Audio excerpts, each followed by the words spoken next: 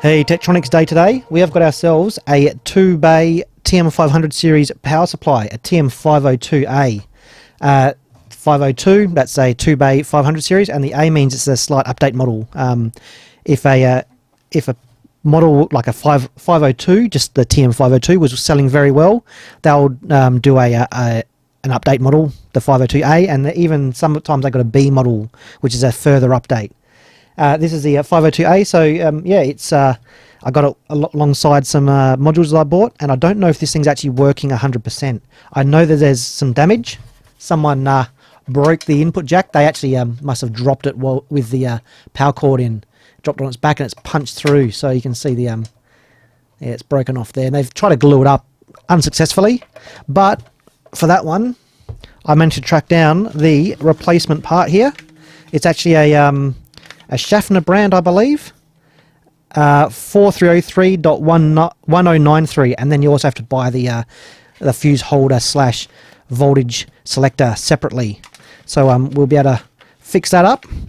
And also I want to check inside because I don't know the state of the capacitors. I do have some new ones here just in case.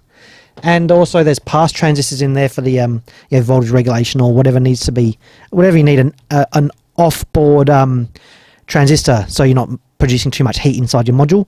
There's a PNP and an NPN, and if someone's put a bad module in and blown those transistors, if you put further modules in, those blown transistors can potentially blow your module, so you end up with like a leapfrog effect going back and forth. So I want to double check those transistors, make sure they're good, and yeah, get this thing to be known working so I can use it with my modules without any chance of damaging anything, because some of these modules can be rather expensive. So let's open this thing up. It looks like it's going to be pretty simple. These are actually popular to use when you're working on TM500 and 5000 series modules, and I'll show why in a sec. So to open it up, it looks like we've got to take this front piece off, this piece here, and then we can withdraw that, and then there's some screws on the bottom, 4 screws there, and then 1 screw on the back, which this one is actually missing, and then the power supply kind of sub-chassis will come straight out, and that's what we're going to be looking at. So I'll get that thing apart, and we'll see what we find.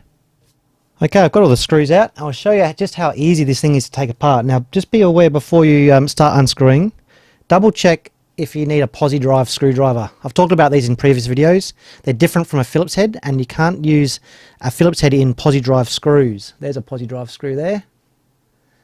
It's got extra flutes, and it's the actual main flutes are parallel. They're not tapered like in a Phillips drive. So if you use a Phillips screwdriver into a posi drive screw, it will round it out. You can't put much torque before it ruins a screw. And because the posi drive screwdriver has extra flutes and parallel large main flutes, it physically won't fit into a Phillips drive screw. So you'll find a lot of Tektronix and HP equipment use posi drive because you can get more torque behind them and they don't slip out and whatnot. But yeah, so just be aware of that and invest in a PZ2 and a PZ1, the middle size and the small size posi drive screwdriver, and you won't have a problem at all. You won't end up rounding out your screws and damaging your equipment.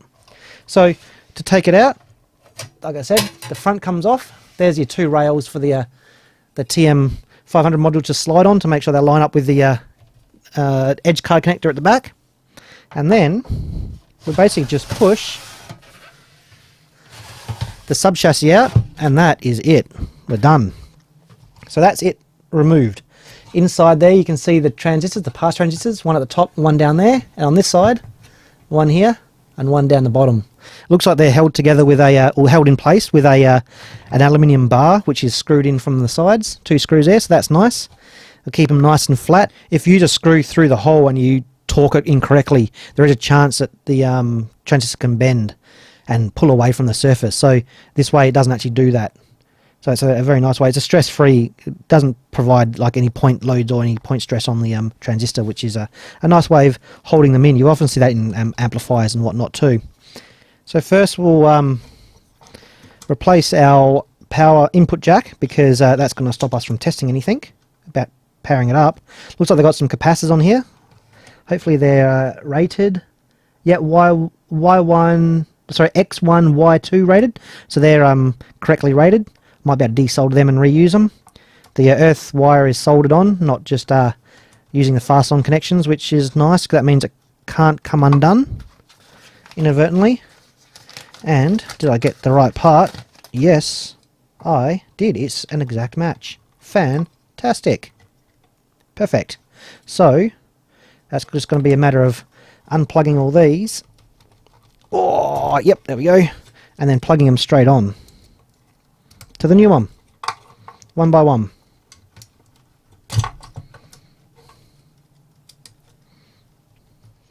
Alright, a new one is ready to go in. I actually put new capacitors in. They're the same rating, slightly different package, but do the same job, the same X and Y rating and the same capacitance value, because something went a bit pop. That's going to focus. You can see there it's gone a bit black. So yeah, there's some damage to that capacitor. When this got damaged, it's probably shorted against the frame or something and gone bang. So I thought, nah, I'm not going to use that one. I'll put brand new capacitors in with a brand new holder, and that is fixed. Just like that. Perfect. No worries at all. So now for the insides. Now what I'm going to do is I'm just going to use an eBay component tester, universal component tester. I'll put it into a nice little box, and I'm just going to test each transistor to make sure that they're all okay. So what I might do is I might actually take them out so I can test them easily, and when I put them back in I can torque up these screws properly and whatnot, make sure that thermal paste is alright, or the thermal pads, sorry, these don't use paste, they got pads. F2955. So let's plug this one in, see what it says. Hopefully it's going to be okay.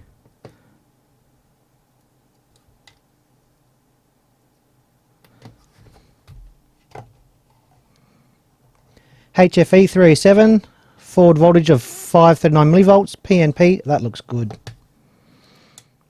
NPN, HFE 149, 534 millivolts, that's looking good. 309, 534 millivolts, PNP, that's looking good. They might be all fine. NPN 126, 534 millivolts, HFE 126, these are perfect. Excellent, don't have to replace those. So the next thing I want to do is pull out the main board with the card edge connectors and check those capacitors. So we've got 4 screws on the front. So 1, 2, 3, 4.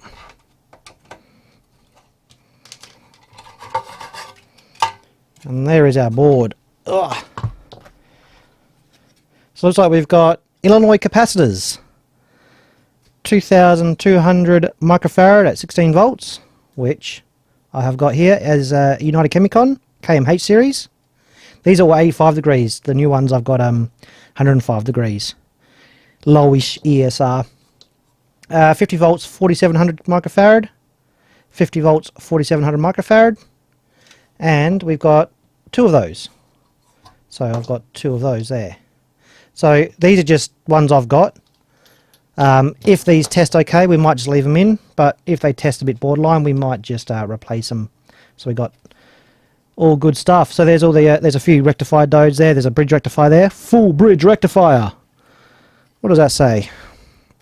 Power supply, copyright 1987. So that's a little bit younger than me. About 35 years old, I guess. No, a bit less than that. About 33 or so. I don't know. Thinking on my toes, but yeah, over 30 years old, so those capacitors will be that age as well. So I might pull these capacitors out and then we'll put them on the tester and see how they come up. Alright, so I've tested both groups of capacitors, the old ones and the new ones, and before I did that I ran them up to their rated voltage on the bench power supply. Current limited at 1 milliamp, just felt like a good value. I wanted to charge them up slowly to let the oxide layers form and that sort of thing, just in case, give them a fighting chance, because I don't know how long these have been unused for. I don't know. I know basically how old they are, but you know, they're old caps. they might have been sitting there for quite a while, and the oxide layer can deteriorate over time. So it's good to soft start them, give them a bit of a softer beginning to reform that oxide layer and a bit of a fighting chance. And then to make things equal, I did the same with the new capacitors.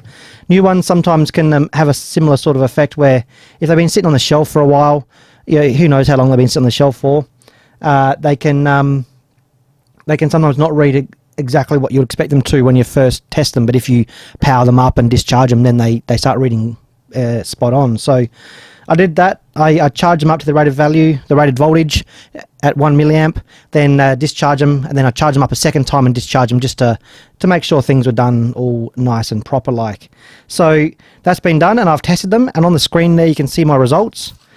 We've got the old capacitor, the 4700 microfarad, and they're around about 3600 microfarad. So they're reading a little bit low. The new ones there, they're reading just above that. They're reading 4200-ish microfarad, which is a lot closer to the 4700. There's going to be some tolerance there, of course, and it almost seems like the manufacturers are running on the low end of the tolerance in many cases. Maybe a bit of cost cutting there, but yeah, who knows. But the new ones are reading a little bit better, and also the ESR is a little bit lower as well, of course, because they're the newer technology. Down on the 22,000 microfarad, it's a similar sort of thing. The ESR is lower on the new capacitor, and the capacitance is slightly higher, and the dissipation on that one is lower. So overall, it looks like the new capacitors, of course, are going to be a little bit better. The old ones are testing fine. Doesn't seem to be much wrong with them at all. One test you can do if you do charge them up on your benchtop power supply is once they reach their rated voltage, if you got the current limited power supply, you know, like I said before, set to 1 milliamp. Once it hits that voltage, the set voltage, it should switch from constant current to constant voltage. When it's charging, you're limiting the current to 1 milliamp, so you'll be in constant current mode. Once you hit the voltage rating that you've set, like you've set your power supply to 50 volts for a 50 volt cap, it's no longer limiting the current, it will limit the voltage. However, if your capacitor is leaky, electrically leaky, and it's still pulling voltage, it won't switch out of constant current, and you'll see that it's still pulling current even though it's hit its maximum voltage that you've set. And if it does that, yeah, the capacitor's probably worn out and worth replacing. Mine didn't do that. They switched, the power supply switched straight to a constant voltage, and the current when it was fully charged was basically zero. So all these capacitors are testing good. So now I need to make a decision whether I put the old ones back in or I go ahead and put the new ones in. The old ones are reading good. There's nothing really wrong with them. They're just old, like 30 plus years old. So their lifetime is going to be limited compared to the new ones. The new ones are reading slightly better, of course, because they're newer. They're 30 years newer technology, and they are just less used. They haven't been used at all. So seeing as I've got these ones here, I'm just going to go and put these in, just so I know that they're all good and there's not going to be a problem at all. But if I hadn't already had these, if I had to go out and buy them, I probably would just put these in because they're testing fine. There's nothing wrong with them at all. Illinois capacitors are a good capacitor. Nothing wrong with them at all. So I might just put those in the junk bin for some other project for another day, something less critical. So these will go back into here, and then this can go back into the unit, and we can put it back together and start testing to see if our voltages are correct. All right, got the thing all back together here. We've got the new power connector in the back there, slash voltage selector slash fuse holder. It was a standard part, so that's all nice. I like it when the things are standard parts rather than custom bits which are hard to find. New capacitors are in there. It's all back together. We're ready to give it a test. Now, if you've watched my previous video, this test setup might look a little bit familiar. That's because we're going to be doing the same sort of testing with my handy-dandy new Mainframe testing module slash auxiliary power supply. This is great. It works really well, and I'm going to use it for testing this to make sure this performs to spec. This was sponsored by PCBWay. They sponsored the circuit boards. I'm really happy with their service, so thumbs up for them. And let's get to testing this module. So let's plug that one in, and we'll turn the unit on. And I have also got, I'm going to be leafing through my instructions because I wrote instruction manual. Yeah, this is actually designed and modified from a original Tektronix design. I've updated it and improved it and whatnot. So I went ahead and updated and improved the instruction manual as well. So this suits this, and it tells you exactly how to use it and how to put it together, and bill of materials, and it's got schematics and all that. So if you look at my previous video featuring this mainframe, TM500 mainframe tester, you'll find all the files and Gerbers and everything to make your own if you so desire. So let's flick through this and we'll start doing the testing. Once I get to the correct page, there we go. Alright, so the first test. Well, first up, you can already see what I've got going here. I've got it set to the PSU mode because that's just like a general purpose mode. We've got the 3 lights coming up. That's good. That means we've got -15, +5 and +15 voltage rails there. Also the phase LEDs, the 2 red LEDs up there, they're not lit. That's good as well. If one or the other of those was lit, it would mean that one of the transformer windings has been wired backwards. Normally that doesn't cause much of a problem with most modules, but there are some modules that, just by the way they do their voltage regulation and rectification and stuff, they won't work if we got a reverse phase. So that will check for that as well. So that's all looking good. But our first test, we want to go to position 1. This has got to be on AC and A, and then go to position 1. We should see this LED turn off. And it's turned off. Fantastic. What we've done now is we've actually connected the pass transistor in the mainframe to ground. So the base of that transistor is connected to ground. That turns the transistor off, and that means because that's gone out, it means we're not getting any leakage. There's no shorted transistor or anything. So that's a good sign. We can also move up to number 4, because 1, 2 and 3 are for the MPN, and 4, 5 and 6 are for the PNP transistor that's in this unit. So if we go to 4, see, -15 has gone out because we now grounded the base of the PNP transistor. So first test has passed. So the position 2, we have to do a little bit more setup. We're going to hook up our multimeter here to our meter terminals. So I'll get that the right way around there. And then we want to connect our load resistor. I've got 2 load resistors here. One's a 30 ohm 100 watt, and one's a 5 ohm 100 watt. The 30 ohm is for the 15 volt power supplies, and then the 5 ohm is for the 5 volt power supply. So we'll use that at the end. So for now we want to hook up the 30 ohm to our positive 15 power supply, and this end here. And what we should see, I'll turn that to number 2, we should see a voltage here that's less than 3 volts but more than 0, and we're getting 0.74. Now that's telling us that the beta is good. The MPN beta of that transistor is good. If it's over 3 volts, it means that the beta is low, and a low reading means that it's got a high beta, and that's yeah, too low and too high is bad, but 0.7, that's under 3 volts, that's good, that's a pass. So next we want to disconnect the load and go to position 3, and we want that in DC and A. Alright, so also I'm going to connect up the scope now. So we've got a scope connection over here, so we can monitor the waveform of whatever we've got this switch to, which is what we're also measuring through the oscilloscope. So now we can see we got some ripple there, and that is fine. This is a plus 33.5 volt DC supply. So this is before the voltage regulation coming out to the 15 volts. So at the moment we've got 35 volts, and according to our table here, TM503, we want 33.3 volts plus minus 0.5. Now, because this is unregulated, it's going to be subject to the line voltage coming in from the mains.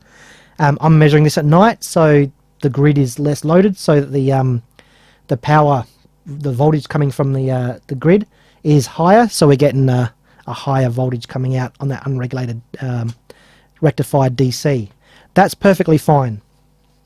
You can hook up a variac and dial it in to the rated voltage. So if I've got this set to 100 volts, here in Japan we use 100 volts, I can dial my variac to exactly 100 volts and then test it, but for the purpose of the demonstration we don't need to do that, that's fine.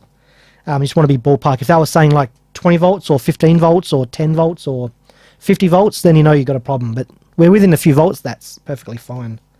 So now we want to hook up our load,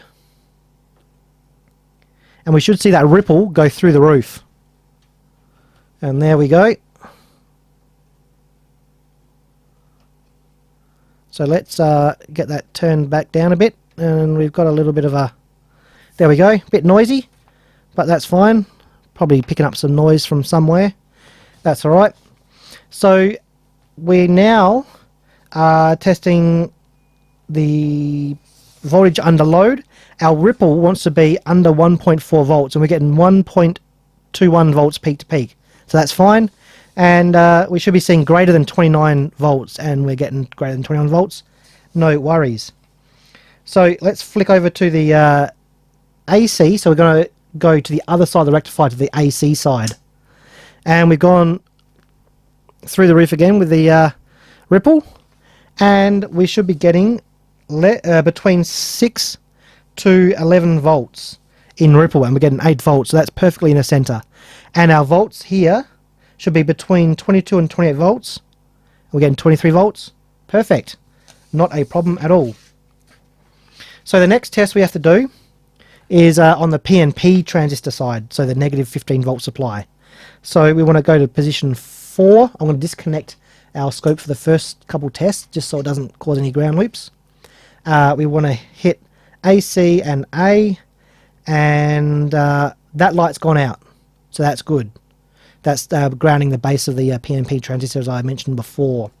So if we hook up, we've got a position 5, and then we hook up our load. I'll swap that over there, and that one to there, and we should see that 0.7-ish volts. Perfect. Transistor is good. Now, disconnect that load again, and we want to go to position 6. So we're going to be measuring the negative 33.5 DC supply as we did before.